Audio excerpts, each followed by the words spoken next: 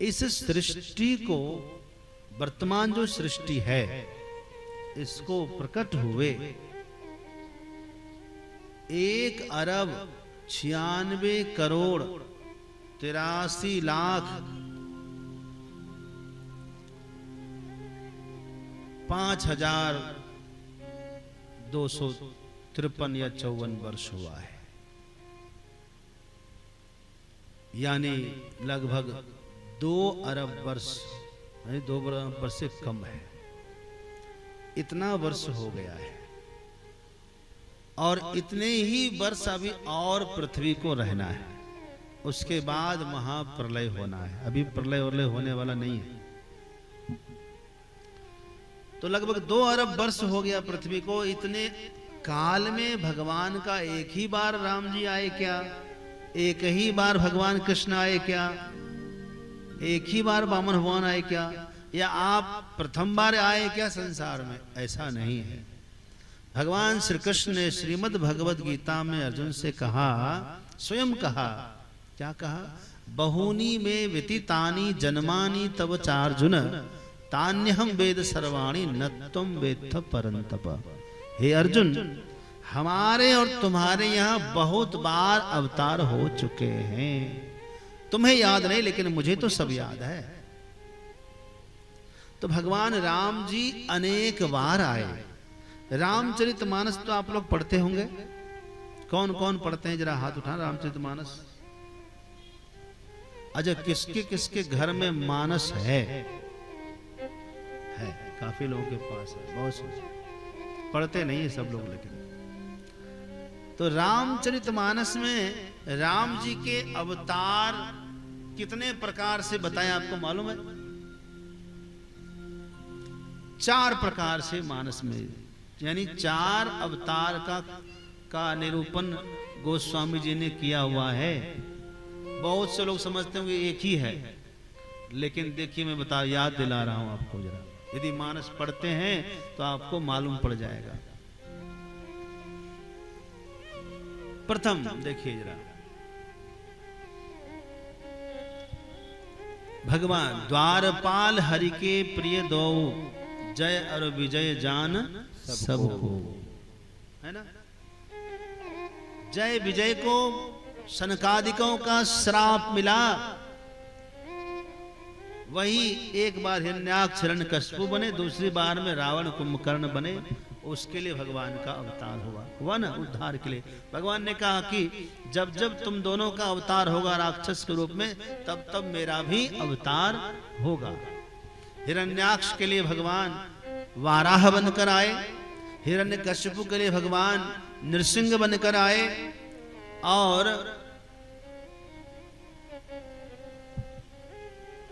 रावण कुंभकर्ण के लिए भगवान श्री राम बनकर आए। उन्हीं 2 जय विजय का जन्म जब तीसरी बार हुआ शिशुपाल और दंतवक्र के रूप में, तब भगवान श्री कृष्ण बनकर आए। दूसरा देखिए, नारद श्राप दिन एक बारा, एक कल्प लगी तिहि अवतारा। नारद श्राप, एक बार नारद जी ने श्राप दिया था कि आपने मुझे बंच मोही जवनि धरि देहा, सोई तन धरहु श्राप मम एहा। युवराज बन करके मुझे छले हो, राजकुमार बन के मुझे ठगे हो, वही रूप धारण करो, राजकुमार बनना होगा। नारद जी ने श्राप दिया था, एक कल्प उसके लिए अवतार हुआ। फिर देखो, स्वयंभुव मनु अरुषत रूपा, जिनते भई नर सृष्टि अपारा। स्वयंभुव और मनु, स्वयंभुव मनु और शत्रुपा। स्वयंभुव और मनु अलग नहीं, एक ही है। स्वयंभुव मनु और शत्रुपा ने तप किया, और उनको उन पर प्रसन्न होकर के भगवान दर्शन देने आए और कहा कि मैं अवतार लूंगा ठीक है जी। अब एक बार और देखो, प्रताप भानु, याद है? प्रताप भानु, उसके छोटे भाई का नाम अरिमर्दन, मंत्री का नाम धर्मरुचि। इनको ब्राह्मणों का श्राप लगा, है ना? और श्राप लगा कि तुम जो है पूरे कुल खानदान के सहित राक्षस बनो।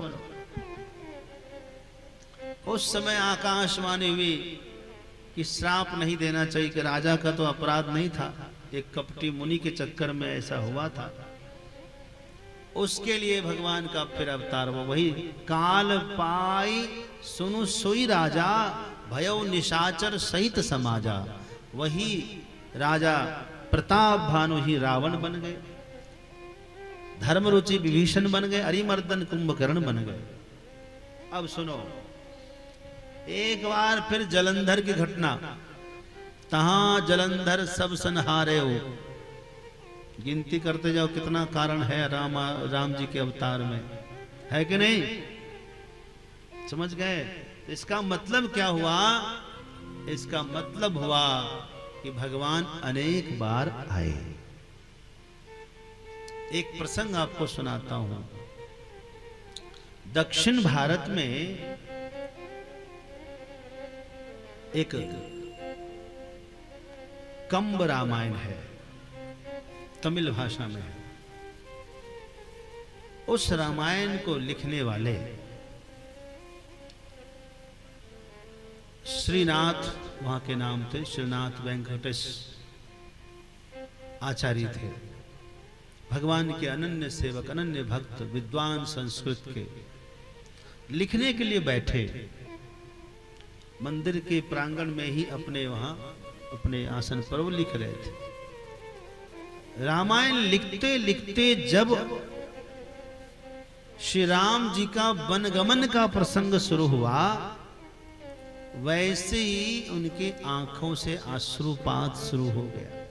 हाय मेरे राम जी बन जाएंगे, मैं कैसे लिखूं?